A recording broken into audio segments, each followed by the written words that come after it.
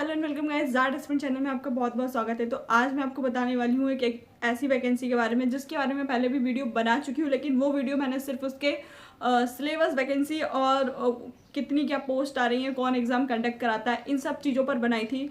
और उस टाइम तो इतना बहुत ज़्यादा उस पर बातें चल रही थी, चर्चाएँ चल रही थी कि वैकेंसी आने वाली है, आने वाली है, आने वाली है, क्योंकि उससे रिलेटेड एक राजपत्र जारी हुआ था जिसमें उसके बारे में दर्शाया गया था। तो इस बेस पे सारी चीज़ें, ये खबरें चल रही थी कि मध्य प्रदेश में बहुत जल्दी छात्रावास अधीक्षक की जो वैकेंसी है वो आने वाली है। लेकिन अभी उस बात को 1 महीना टोटल हो चुका है, लेकिन अभी तक कोई भी नोटिफिकेशन नहीं आया है। तो वो क्यों नहीं आया है, वो चीज़ मैं आपको बताने वाली हूँ कि यहाँ पे बच्चों के दिमाग के साथ किस तरीके से खेला जा रहा है, किस तरीके से सारी चीज़ें हो रही हैं। तो आइए जानते हैं इस वैकेंसी के बारे में। उससे पहले आप वीडियो को लाइक कर दीजिए, चैनल को सब्सक्राइब कर लीजिए, क्योंकि यहाँ पे बहुत काम की इन्फॉर्मेशन मैं आपको आज बताने वाली हूँ। तो जैसा कि आपको पता होगा कि ये जो छात्रावास अधीक्षक की जो परीक्षा होती है ये व्यापम द्वारा करवाई जाएगी, और इसमें 1-2 पोस्ट ऐसी रहेंगी जो कि एमपीपीएससी द्वारा भी करवाई जाएंगी, लेकिन मेन इसमें रोल जो है वो व्यापम प्ले करने वाला है। क्योंकि जब जनजातीय कार्य विभाग द्वारा व्यापम को बोला जाएगा, नोटिस वगैरह भेजे जाएंगे कि किस तरीके से वैकेंसी, कितनी क्या पोस्ट खाली है, तब व्यापम आपको नोटिफिकेशन जारी करेगा कि इस पोस्ट पर इतनी इतनी वैकेंसी आई हैं, और फिर व्यापम ही एग्ज़ाम कंडक्ट करवाएगा।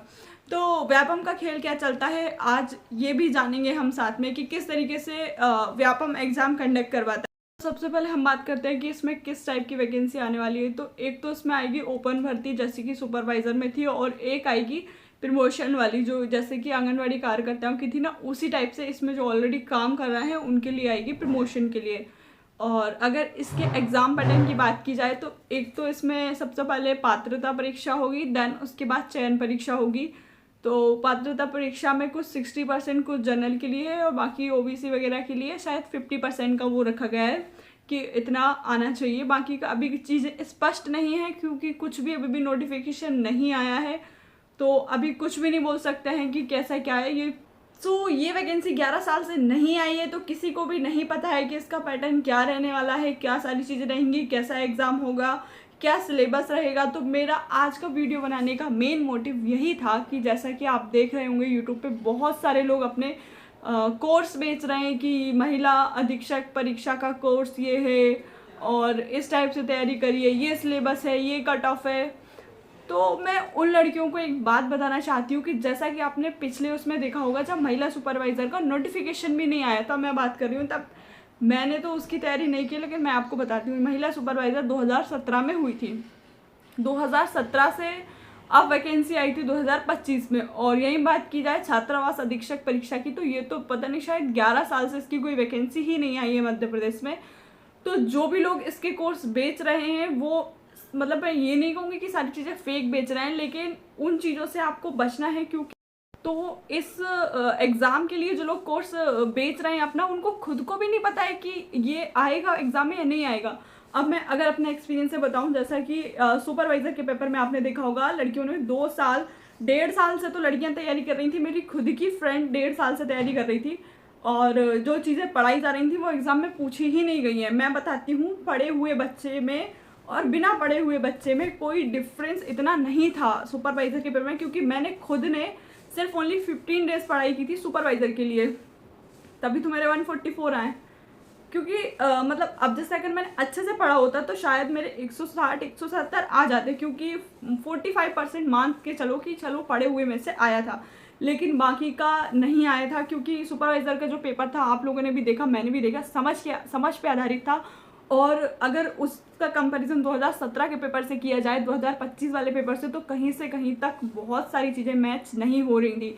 तो यही चीज़ मैं आपको समझा रही हूँ कि अधीक्षक की परीक्षा अभी उसका नोटिफिकेशन तक नहीं आया है, अभी उसकी चीज़ें कुछ भी, उसका सिलेबस तक पता नहीं है। कि हो सकता है वो लोग चेंज कर दें, सारी चीज़ें बदल जाएँ।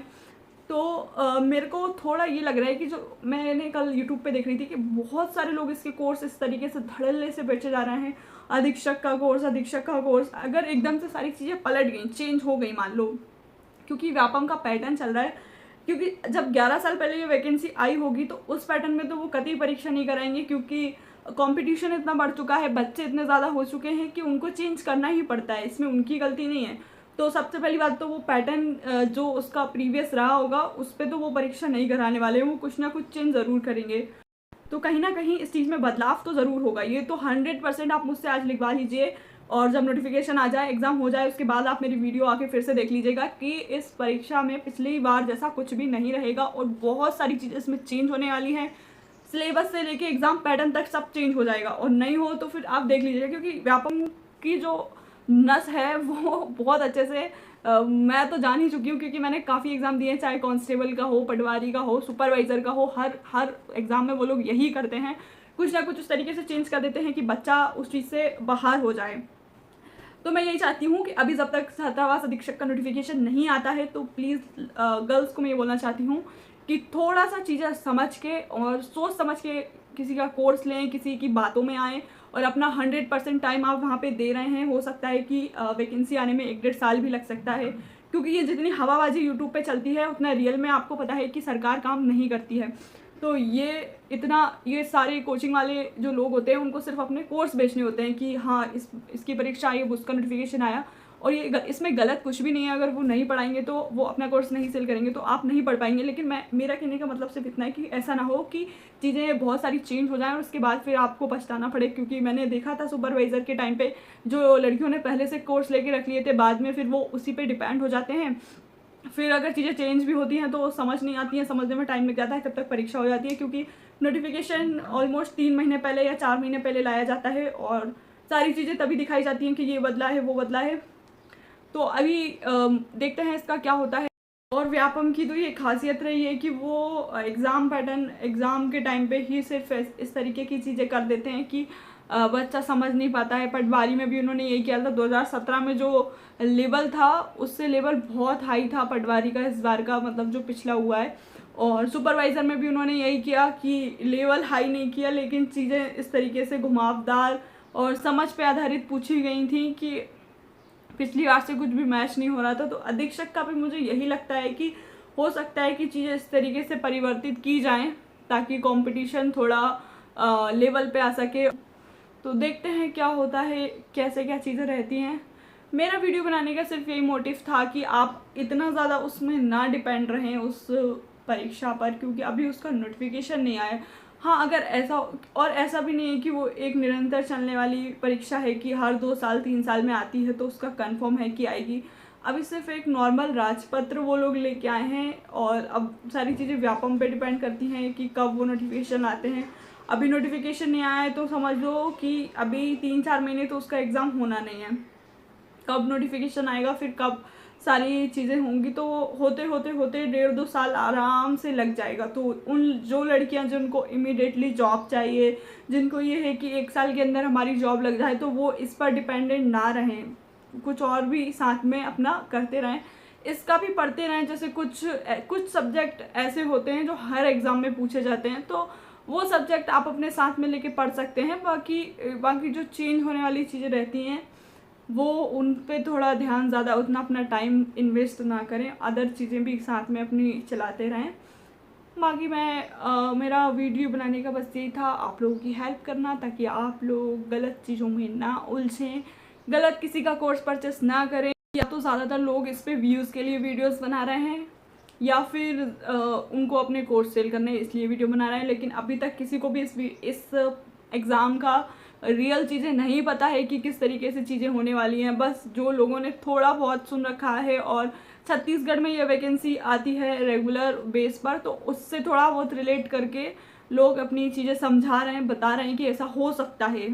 तो फिक्स कुछ भी नहीं है, तो इस चीज़ का ध्यान रखिए कि फिक्स इसमें अभी कुछ भी नहीं है। तो अपने समझदारी से चीज़ें डिसाइड करें।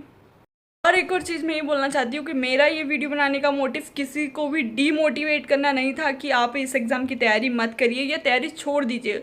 मैं जस्ट एक अपना एक्सपीरियंस बता रही हूँ कि व्यापम बहुत जल्दी चीज़ें चेंज कर देता है, और फिर जब चीज़ें चेंज होती हैं तो हम लोग भी फिर तब असली में डिमोटिवेट हो जाते हैं कि यार अब क्या करें, कि अब तो सारी चीज़ें चेंज हो गई, सिलेबस चेंज हो गया, और अगर सिलेबस नहीं चेंज करते हैं तो वो एग्ज़ाम पैटर्न चेंज कर देते हैं। भाई वो इतने बड़े वाले हैं कि वो एग्ज़ाम ऐसा बना देते हैं कि समझ ही नहीं आता है कि जो पढ़ा था वो है कहाँ। सुपरवाइज़र में भाई बहुत लड़कियों ने इतनी मेहनत की थी और उनको वो पेपर में वो ढूंढ रही थी जो उन्होंने 1.5 साल पहले से पढ़ रखा था। तो इस तरीके की चीज़ें होती हैं, तो हमको थोड़ा सा खुद को भी अपडेट करने की ज़रूरत है और थोड़ा दिमाग से पढ़ने की ज़रूरत है कि किस तरीके से हम चीज़ें मैनेज करके चल सकते हैं और पढ़ सकते हैं।